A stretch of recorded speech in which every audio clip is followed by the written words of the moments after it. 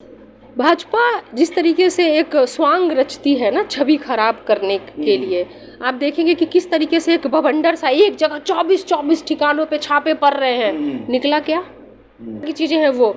उनको जब वो चीज़ें नहीं मिली तो जो महिलाओं ने घर में पहन रखा था, चाहे वो मंगलसूत्र हो या छोटा सा कान का बाली हो या कुछ भी हो, ये कहीं ना कहीं से एक ओछेपन की निशानी है। उनके घटिया राजनीति जो कि एक मोहरे के रूप में वो इस्तेमाल कर रहे हैं, ठीक है, विपक्ष के साथ जो उन्होंने जो किया उससे ही वो बेनकाब हो गए, मुंह की खानी पड़ी, एक्सपोज्ड हुए।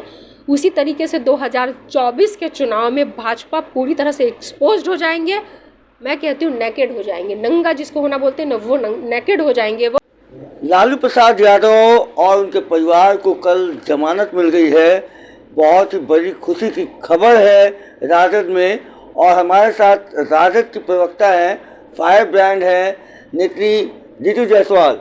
हम इनसे जानेंगे कि जो जमानत मिली है वो तो एक कानूनी प्रक्रिया है, लेकिन जिस तरीके से बात निकल के सामने आ रही थी कि सीबीआई का जो छापा पड़ा और जिस तरीके से एक गर्भवती महिला यानी तेजस्वी यादव की पत्नी के साथ जिस तरीके से दुर्व्यवहार का मामला है कि मंगलसूत्र तक उतरवा के, तो आपको क्या लगता है? नरेंद्र मोदी तो कहते हैं कि महिलाओं की इज्जत करनी चाहिए, क्या हो रहा है उसकी सरकार में?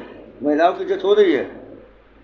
हम सभी चीज़ों को कंक्लूड करके बात करते हैं, जो कि एक छापेमारी से स्टार्ट हो करके और जिस तरीके से जो भी है प्रताड़ित किया गया, उन सब के उस पर बात करनी पड़ेगी, कंक्लूड तो करना पड़ेगा। भाजपा जिस तरीके से एक स्वांग रचती है ना छवि खराब करने के लिए, आप देखेंगे कि किस तरीके से एक बवंडर सा एक जगह 24-24 ठिकानों पे छापे पड़ रहे हैं। निकला क्या?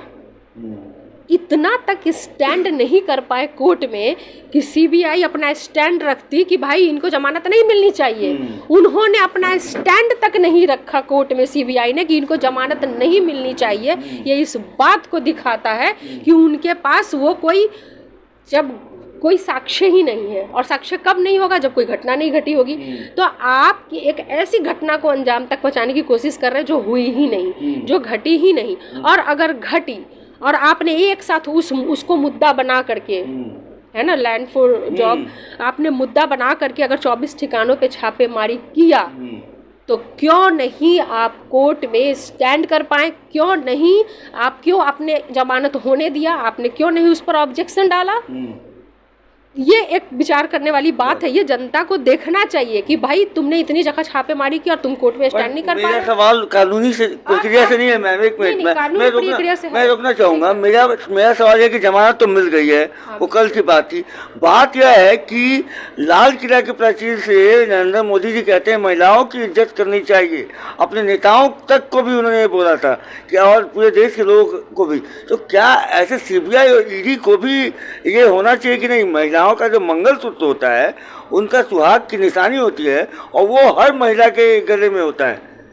वैसे अगर जो बरामदगी में जो चीजें, जैसे बरामद जिसको कहते हैं कि घर पे छापा मारा तो बरामद किया, उसमें से गले का मंगलसूत्र नहीं उतरवाया जाता है। वही सवाल है वो उसमें गले का मंगलसूत्र नहीं उतरवाया जाता। वैसे जेवर जो लॉकर में रखे या घर में ही छुपा के रखे गए, ये चीजें हैं वो। उनको जब वो चीज़ें नहीं मिली तो जो महिलाओं ने घर में पहन रखा था, चाहे वो मंगलसूत्र हो या छोटा सा कान का बाली हो या कुछ भी हो, ये कहीं ना कहीं से एक ओछेपन की निशानी है। उनके घटिया राजनीति जो कि एक मोहरे के रूप में वो इस्तेमाल कर रहे हैं, सीबीआई, ईडी और इनकम टैक्स को जिस तरीके करे। एक छवि जो है महिला का, तो जो उन्होंने, वो तो उनको क्लियर ही हो गया कि मान हुआ, बिल्कुल निश्चित तौर पर हुआ है। एक गर्भवती महिला है, उसके क्या असर पड़ा होगा? मान लीजिए कोई अनहोनी बात हो जाए, कोई घटना घट जाए, कौन रिस्पॉन्सिबल होगा? कि 15-15 घंटे ईडी जो है वो घर में घुसी हुई है और वहां पर आप कर रहे हैं, उसका फर्क तो पड़ेगा। तो जनता तो इस चीज को देख रही है। तो उनकी जो सम्मान की बातें वो सिर्फ लाल किला के भाषण तक ही है। बाकी अगर वास्तविकता पे आएंगे तो अगर ऐसी सम्मान होती तो किसी महिला के गले से, विवाहित महिला के गले से मंगलसूत्र उतारने का कार्य नहीं करती। क्योंकि इतना तो एक आम पब्लिक, एक आम जनता तक जानती है कि अगर किसी चीज की रेट पड़ी है तो वैसी चीजों को हाथ लगाना है जो कि किसी लॉकर या छुपा कर रखा गया हो, ना कि आपको नहीं मिलने से आप वैसी चीज़ों को भी उतरवा लो जो एक गहने के रूप में, एक सुहाग के रूप में, एक विवाहित हिंदू धर्म में जो है सो महिला पहन के रखती है, उस तक को आपने उतरवा लिया और कहा कि ये बरामद हुआ। गले में पहना हुआ चीज़ का बरामदगी होता है? एक मंगलसूत्र जो विवाहिता पहनती, क्या वो बरामदगी के लिस्ट में लाएंगे? तो कितनी गिरी और ओछी मानसिकता है। ये मोदी जी का जो भाषण है ना, वो सिर्फ महिला के सम्मान का, वो सिर्फ लाल किला के तक ही सीमित है। आखिरी सवाल मैम, क्या कहना चाहेंगे 2024 में प्रधानमंत्री नरेंद्र मोदी को कि 2024 में अगर ऐसा करते रहें तो क्या होगा? वो जिस तरह की हरकतें वो कर रहे हैं, जिस तरीके से चुनाव आते ही उनकी छापेमारी, जो उनके जो सरकारी जो तंत्र है, जो एजेंसीज हैं, उसका जिस प्रकार से वो दुरुपयोग कर रहे हैं, ये किसी से छुपा हुआ नहीं है।